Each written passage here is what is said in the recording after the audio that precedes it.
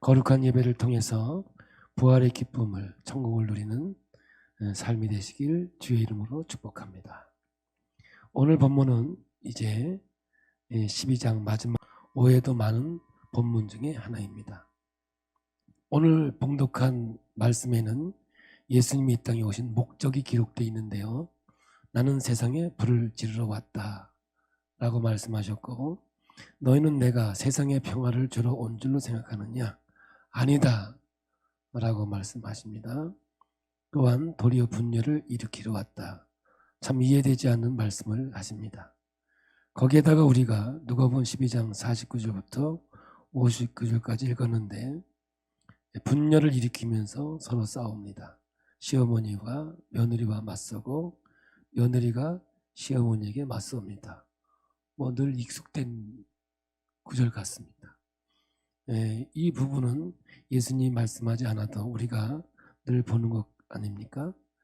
또한 날씨를 분간하는데 시대는 분간하지 못하느냐.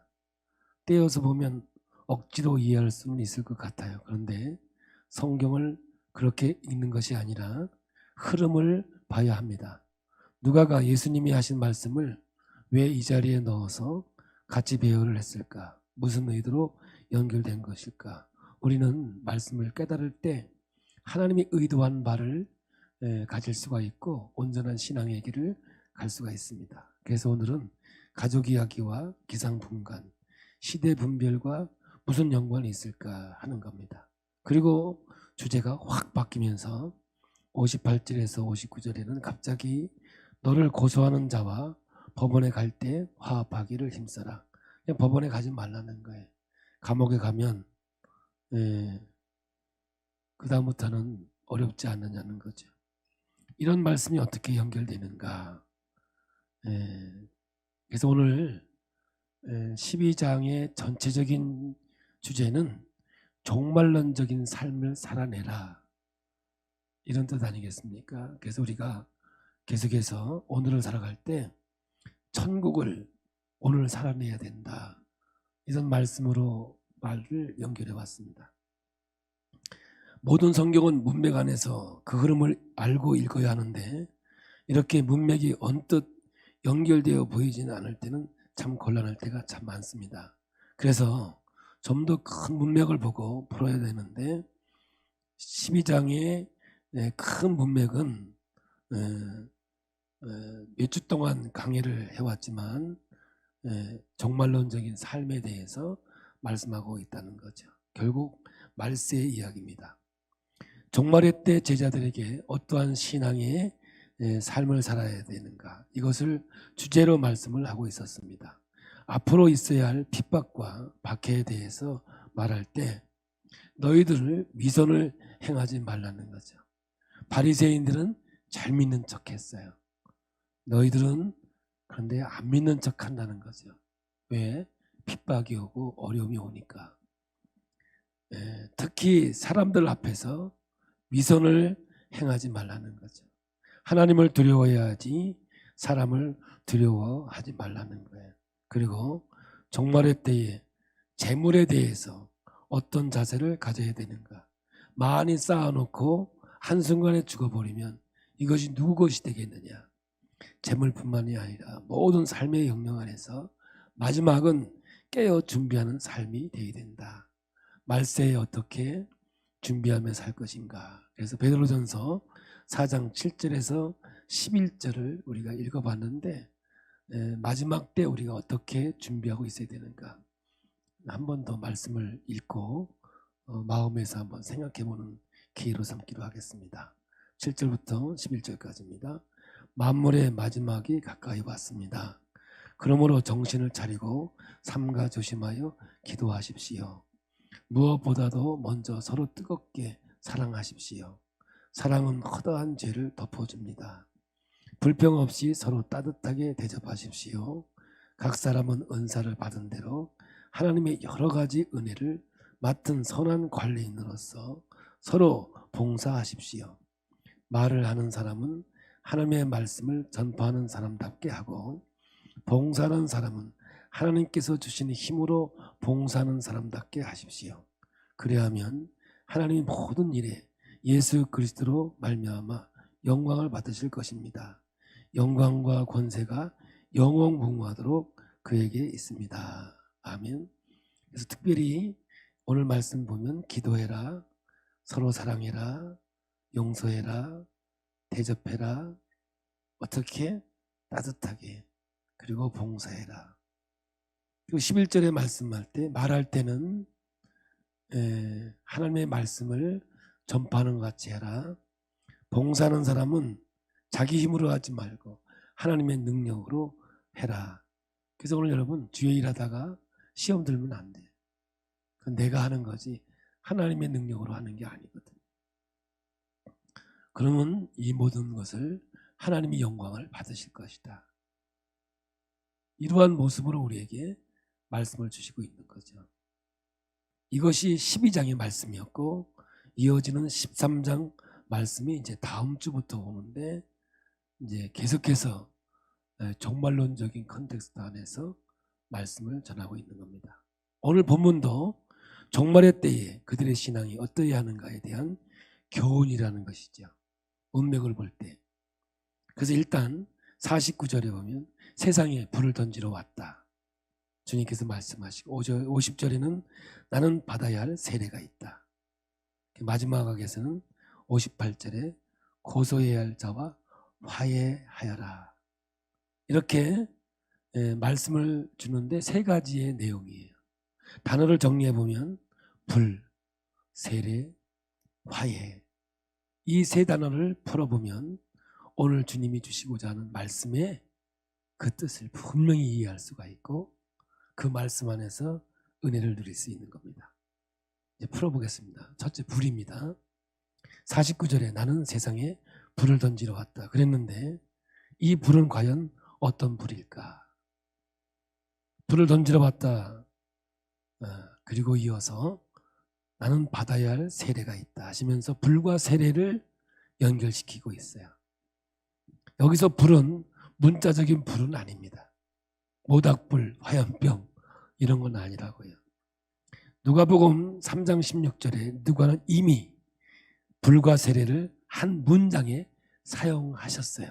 우리 함께 보겠습니다. 16절 요한이 모든 사람에게 대답하여 이르되 나는 물로 너희에게 세례를 베풀거니와 나보다 능력이 많으신 이가 오시나니 나는 그의 신발끈을 풀기도 감당하지 못하겠노라. 그는 성령과 불로 너에게 세례를 베푸실 것이요. 이 말씀이 오늘의 열쇠가 되겠습니다. 여기에 성령이라는 단어도 같이 들어 있습니다. 1차적으로 불이라는 것은 구약에서 심판을 의미합니다. 불은 심판을 의미하죠. 불로 세상을 심판하겠다는 말씀. 소돔과 고모라의 사건, 지옥에 꺼지지 않는 불, 주로 불은 심판을 상징합니다. 누가는 이 불의 이미지를 무엇과 연결시키느냐 하면 성령과 연결시켰습니다. 그래서 성령과 심판은 별개의 것이 아니라는 거죠. 성령과 심판은 같다 그런 뜻이에요. 그래서 누가는 성령과 심판을 한 이미지로 연결을 시킵니다. 사도행전은 누가가 쓴 글이거든요. 같은 맥락이죠. 우리 사도행전 2장 3절을 보겠습니다. 마치 불의 혀처럼 갈라지는 것들이 그들에게 보여 각 사람 위에 하나씩 임하여 있더니 그들이 다 성령의 충만함을 받고 성령이 말하게 하심을 따라 다른 언어들로 말하기를 시작하니라. 그래서 오순절 성령 강림 사건을 어떻게 묘사를 하냐면 불 붙는 것으로 묘사를 해놓았습니다. 49절에 나는 세상에 불을 던지러 왔다는 것은 종말의 때에 예수님이 이 세상에 오신 목적이라는 거죠. 목적은 성령을 우리에게 불을 지르러 오셨다는 겁니다. 그러니 성령이 오심의 사건은 곧 심판의 사건이 되는 거죠. 심판하면 우리가 오해하는 것이 뭐냐면 소돔과 고모라, 꺼지지 않는 지옥불, 형벌을 떠올리는데 그런 측면이 있습니다. 복음에는 이 말씀을 빼놓으면 안 됩니다. 심판은 분명히 이 심판이 복음에는 포함되어 있는 거죠. 복음에는 기쁜 소식만 있는 게 아니에요.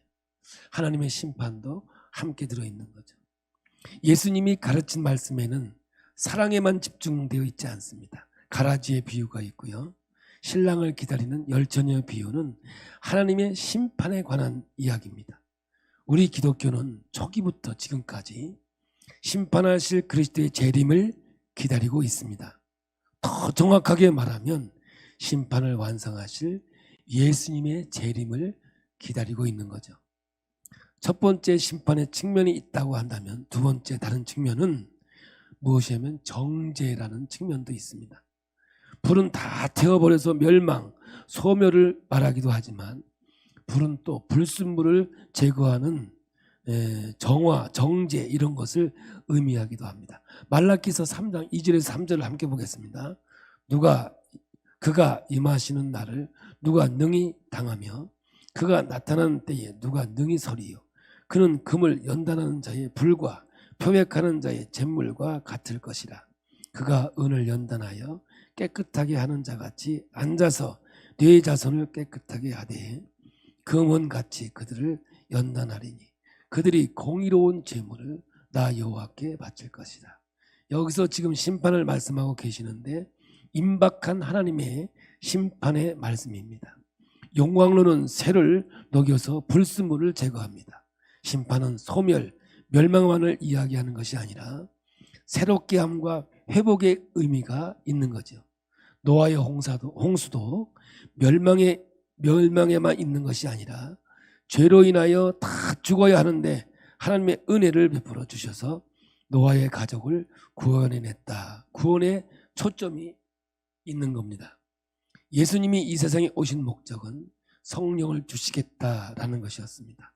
예수님이 오셔서 불을 던지겠다, 성령을 주셔서 구원해 주시겠다라는 의미를 갖고 있죠. 49절을 봅니다. 내가 불을 땅에 던지러 왔노니 이 불이 이미 붙었으면 내가 무엇을 원하리요. 목적을 달성을 했으니까 내가 더 무엇을 할 것이 있겠느냐라는 겁니다. 불이 이미 붙었으면 내가 더 바랄 것이 없다. 내 역할을 다 한 것이다 라는 거죠. 그러면 성령님이 오시면 하시는 일이 무엇이냐? 뭐라고 그랬어요? 심판이라고 하셨습니다. 그냥 성령과 심판을 같은 맥락에서 보았다는 거죠.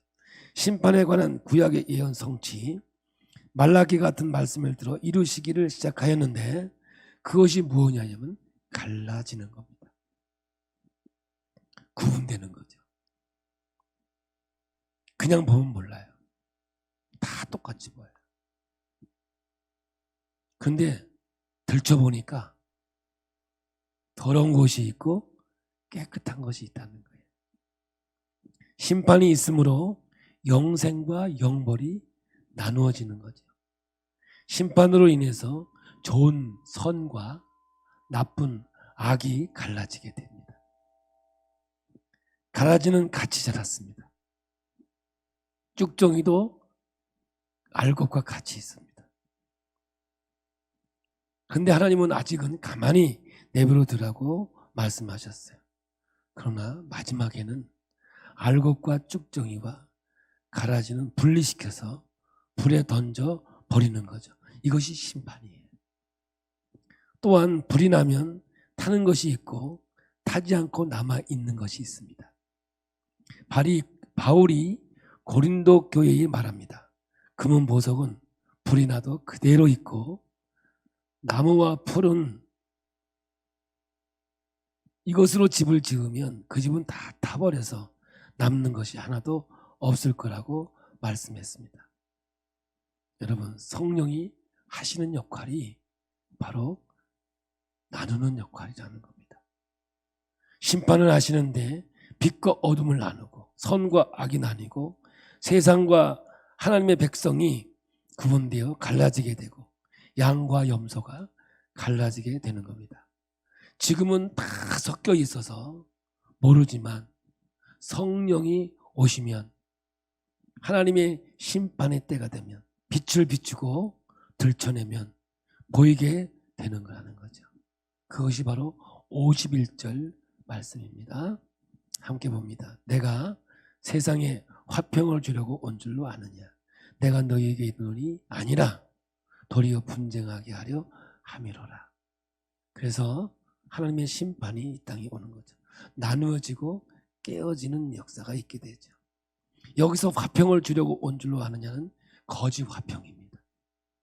독재자 앞에서 인권이 유린되고 말살당하고 사람답게 살지 못하면서도 아무 말하지 못하면서 사는 것을 평화라고 하지 않습니다. 지금은 섞여 있어서 모르지만 반드시 하나님은 심판한다는 거죠. 조용하다고 평안하다 아닙니다. 이 잘못된 평안은 성령님이 오셔서 깨트릴 것이라는 거죠. 그래서 복음이 전파되는 곳마다 1차적으로 갈등과 분쟁이 있을 수밖에 없는 거죠. 진정한 참 평안은 그냥 오는 것이 아닙니다. 죄가 왕노릇하 사탄이 지배하고 있는 이곳에 주님이 오셨다고 참 평화가 되는 것이 아니고, 죄가 죽어지고 죄의 습관이 죽어지고 죄의 성향이 말살되어지는 과정이 되는 겁니다. 개인뿐만 아니라 가정에서, 사회에서, 내가 속해 있는 공동체에서, 심지어는 나라에서 곳곳마다 갈등이 있을 수밖에 없는 거죠. 예수님께서 도래케 한 하나님의 나라가 이 땅에 오게 되었는데 성령님이 오셔서 하시는 일이 바로 이 일이라는 거죠. 심판입니다. 믿음의 기준에서, 하나님의 기준에서 판단을 하시는 겁니다. 이것이 바로 종말의 때, 말세의 때라는 거죠.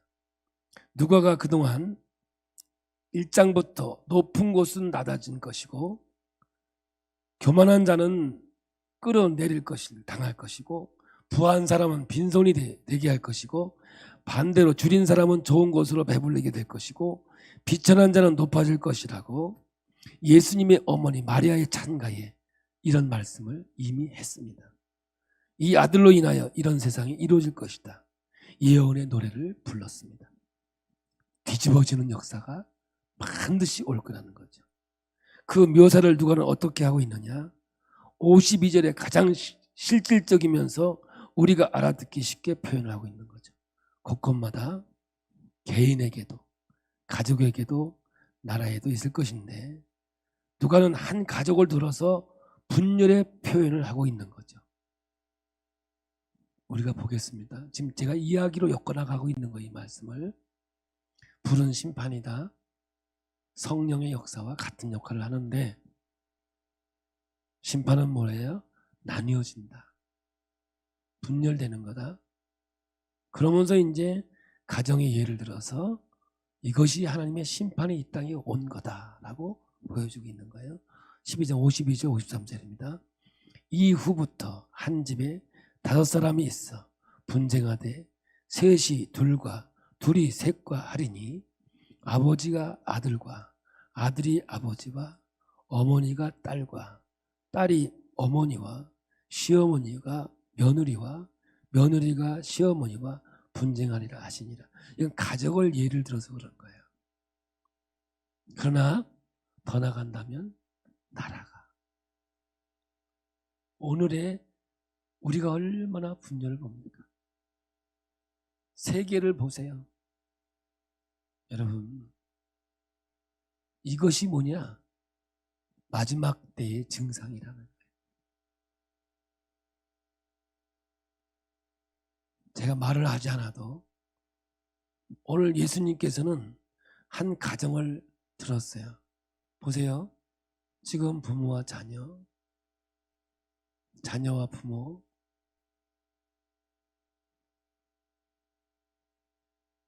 이것을 보면서 지금 이때가 바로 말세 지말인 것을 깨달으라는 거예요. 옛날에도 그랬고 지금도 중동에서 예수님을 믿는다는 것은 목숨을 걸어야 합니다. 세례를 받을 때 우리는 그리 감흥이 없지만, 그러나 저들은 세례를 받는 것은 아브라함이 본토 친척 아비를 떠나는 것과 똑같습니다. 가족에게서, 동네에서 쫓겨나는 거죠. 때로는 위협 때문에 다른 나라로 망명을 하기도 합니다. 심판이죠. 누가가 하고 싶었던 이야기예요. 심판으로 나뉘어질 거라는 거죠. 제가 시간 관계상 구약에 있는 말씀도 있지만은 계속해서 신약으로만 가겠습니다. 여러분, 마태복음 24장에 둘이 밭을 가는데 한 사람은 데려감을 당해요. 밭을 갈 때는 몰라요. 맷돌을 돌리는데 하나는 올라가고 하나는 내버려 두겠다. 갈라지는 거예요. 심판이에요. 종말의 때예요. 성령님이 하시는 일이라는 거예요. 그런데 그때를 분간 못하는 것이 얼마나 답답하냐 이 말이에요. 오늘의 이 시대를 보면서 종말의 때임을 인식하고 마지막 때임을 인식하고 말씀 앞에서 종말의 때를 살아야 되는데 이 때를 인식하지 못하는 거예요. 그래서 예수님께서 날씨를 등장시키는 거예요. 농부들은 날씨를 분별할 줄 알아요. 농사를 짓기 위해서 날씨를 신경 쓰면서 정작 생명이 걸려있는 일은 분별을 못하느냐 그거죠. 오늘날 같으면 이렇게 이해를 할 것 같습니다. 너희가 주택시장은 훤히 알면서 뭐 이렇게 응? 내 영혼이 걸린 문제는 왜 신경을 쓰지 않느냐. 여러분, 이런 사람들은 이 세상 한 번 살다가 죽으면 끝난다라는 생각을 하는 사람들이죠. 세속주의예요. 그래서 세속주의의 두 가지 극단은 하나는 쾌락이고 하나는 허무예요. 쾌락으로 가는 거죠. 동성결혼이요. 생명 걸고 반대를 해야죠. 어떻게 예수 믿는 사람들이 그걸 찬성을 해요? 성경을 부정하는 거 아니에요? 어떻게 예수 믿는 사람들이 이걸 용납을 하냐? 그런데 여러분, 이런 걸 보면서 이미 심판이 이 땅에 왔다는 걸 우리는 때를 분별할 줄 알듯이 알라는 거예요. 지금 주님께서. 이걸 우리가 지지고 볶고 맞냐 틀리냐 그런 싸움의 대상이 아니라니까. 이걸 보면서 하나님의 심판이 이미 시작이 됐구나. 마지막 때가 왔구나. 여러분, 쾌락주의예요. 그런데 이것에 반대되는 게 뭐예요? 종말론적인 삶이죠. 마지막 때가 있고 심판의 때가 있고 이후에 우리에게는 약속된 삶이 있는 겁니다. 그래서 그날에 소망을 두면서 하나님 중심으로 살아가는 거죠. 말씀에 순종하며 사는 삶이 되는 거예요. 이것이 종말론적인 삶이 되는 거죠. 하나 더 얘기해 볼까요? 예배는 생명이에요. 할렐루야. 그런데 여러분, 코로나19 때문에 예배가 제약을 받는다? 이게 심판입니다. 저는요, 하나님의 이미 심판이 이 땅에 말세를 살고 있다는 걸 여러분들 우리가 인식하는 거예요. 그런데 여러분, 농사 짓는 농부들은 때를 분별할 줄 안다니까요. 그런데 마지막 때를 왜 분별하지 못하는 거예요? 오늘도 우리에게 똑같이 적용하는 거예요. 이 시대를 보면서 종말의 때를 살아라는 거예요. 마지막 때라는 거죠. 때를 분별할 줄 아는 사람들은 무엇을 해야 되는 사람입니까? 그래서 예수님께서 오늘 말씀에 57절 이후에 비유의 이야기를 들어서 얘기하고 있는 거예요. 무슨 이야기냐? 고소하는 자와 화해하지 못하면 감옥에 간다. 그러니까 뭐예요? 마지막 때 뭐 하는 거냐? 화해하라는 거예요. 누가 화해하는 거예요? 하나님과 화해하라는 거예요. 그래서 13장에 회개의 이야기가 나오는 거예요. 다음 주는 이제 아주 본질적인 회개의 이야기가 나와요. 감옥에 가기 전에 저 사람이 나를 고소한 것을 취하하도록 화해하라는 거예요. 여기서 감옥은 뭐 지옥이라고 표현해도 돼요. 지금 이 시대를 분별할 줄 아는 사람은 이거를 깨닫는다는 거예요. 지금은 아직 화해가 가능한 때라는 거예요. 누구와? 하나님과. 그러니까 회개하고 돌아서라는 거죠. 너무 늦기 전에, 끝나기 전에 화해하라는 거예요. 아직 기회가 있으니 회개하라는 거예요. 지금 주님께서. 그래서 누가복음 13장 3절에 이렇게 말씀하세요. 다음 주에 나옵니다. 미리 볼게요. 함께 봅니다. 너희에게 이르노니 아니라 너희도 만일 회개하지 아니하면 다 이와 같이 망하리라.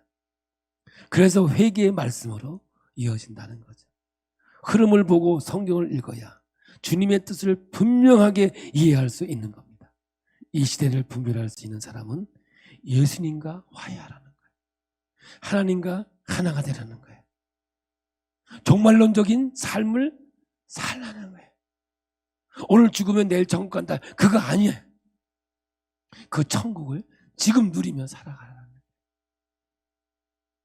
그러나 아직 풀리지 않는 게 있습니다. 세례입니다.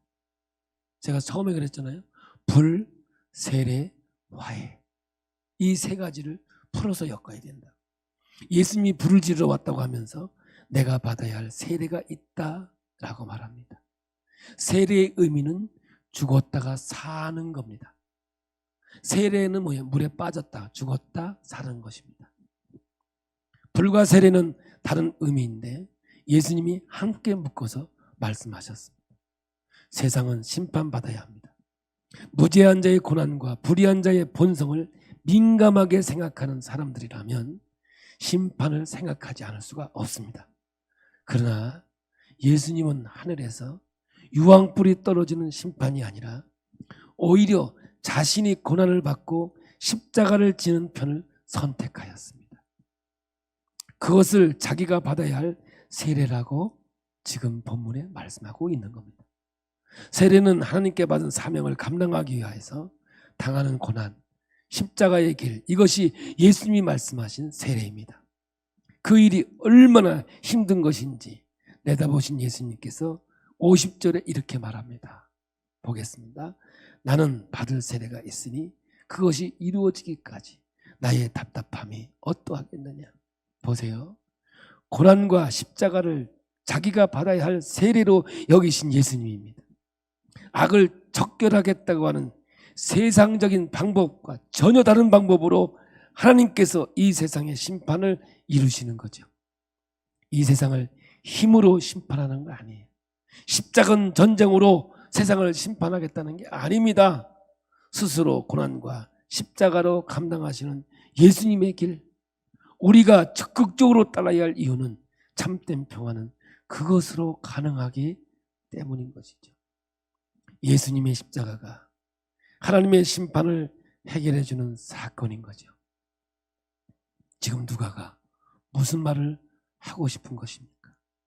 성령께서 우리로 하여금 회개하고 화해를 이루시는데 예수님께서 화해를 이루시는 방법이 심판인데 우리가 알고 있는 무력, 전쟁으로 하는 방식이 아니라 인간이 받아야 할 진노를 예수님이 십자가에서 다 받으셔서 심판 받으시는 자가 되심으로 내가 받아야 할 심판을 예수님이 대신 받으신 것은 우리를 위해서 이루시는 화해를 이야기하고 있는 겁니다. 예수님은 십자가에 못 박은 종교적 형태는 자기중심적이었고 율법주의적이었고 공로주의적 신앙이었습니다. 바리새인들의 모습이었습니다. 그리고 그 이념에는 자기들의 어두움, 자기들의 죄를 덮어놓고 자기 것을 지키고 자기 것을 가리워 보려는 것입니다. 그런데 우리 예수님의 십자가를 아무데나 다 적용시키더라고요. 제가 여기서 얘기는 하지 않겠습니다. 여러분이 오늘날 매스컴을 보면 희한한 데다가 우리 예수님을 접목시키고 성모 마리아도 희한한 데서 나오시고 그러시더라고요. 여러분, 결국은 예수님이 이용을 당하신 것이 아니라 예수님이 그들을 이용하여 하나님과 화해를 이루시고 세상에 참 평화가 오게 하신 것입니다. 하나님의 통치는 십자가 방식으로 이루어지는 것입니다. 하나님의 성품이 정치, 다스림, 경제 모든 영역에서 묻어나는 것이어야 하는 것이죠. 그래서 나를 희생해서 모두의 유익을 구하고 온유와 오래 참음으로 서로를 대해주고 사랑이 모든 것에 바탕이 되는 나라, 그런 나라가 올 것이죠. 우리가 앞에서 읽었죠? 마지막 때에 근신하고 깨어 기다리는 게 뭐냐? 기도하는 것, 서로 사랑하는 것, 그리고 용서하는 것. 십자가의 도가 뭐예요? 용서와 사랑이죠. 그래서 다른 데서는 다르게 사용했을지 모르지만 누가복음에서 성령 거역죄는 사랑하지 못하고 용서하지 못하는 것을 성령 거역의 죄로 등장시키고 있는 거예요. 이것이 예수님께서 이 땅에 오셔서 하나님과 우리와 화해하는 방법이었다는 거죠. 고소하지 말라는 거예요. 감옥에 가기 전에 돌이켜 화해하라는 거죠. 여러분, 이미 하나님의 심판이 이 땅 위에 임한 겁니다. 예수 그리스도의 십자가로 그의 나라가 시작이 되었습니다. 지금도 심판이 이루어지고 있는 거죠. 하나님이 지금도 일하고 계시니까요. 그런데 그 심판이 어떻게 된 심판이냐? 지금 당장으로는 누구는 지옥으로 보내고 칼로 쳐 죽이고 불에 태워 죽이는 심판이 아니고 지금 이 시대를 분별하라고 했지 않습니까? 지금이 때라는 거죠. 어떤 때? 심판이 이루어지고 있는 때, 아직 심판이 완성되지 않는 때, 심판이 완성되고 나면 되돌이킬 수 없다는 거죠. 감옥에 들어가고 나면 끝이라는 거죠. 그런데 심판이 진행되고 있는 이때 여전히 기회가 있는 때고요. 여전히 은혜의 때인 것이죠. 무슨 말씀입니까? 예수님이 지금 성령을 가지고 어떻게 심판을 합니까? 하나님의 사랑으로 근거해서 통치하는 나라를 이루기 위해서 은혜로 우리를 대해주시는 때라는 거죠. 지금 하나님은 용서와 사랑으로 우리와 함께 하지만 그러나 얼마 되지 않아서 이제 완전 심판의 때를 말씀하고 있습니다. 끔찍한 죄를 지은 우리임에도 하나님을 모른다고 하고 늘 죄짓고 살았던 우리임에도 은혜로 다 없다고 해주시고 진노의 심판은 예수 그리스도의 십자가에서 다 해결하시고 우리들을 다 은혜를 베풀어 주셔서 이 나라에 들어오게 하시는 이때가 바로 지금 이때라는 거죠. 할렐루야. 그 나라의 백성이 된 저와 여러분 공산주의나 독재국가나 자본주의 국가나 이런 나라에서 사는 자들과 근본적으로 다른 나라에 속해 있는 자들이라는 거예요. 우리가 내가 살고 있는 어디든 말입니다. 심판은 그것을 갈라놓는 거거든.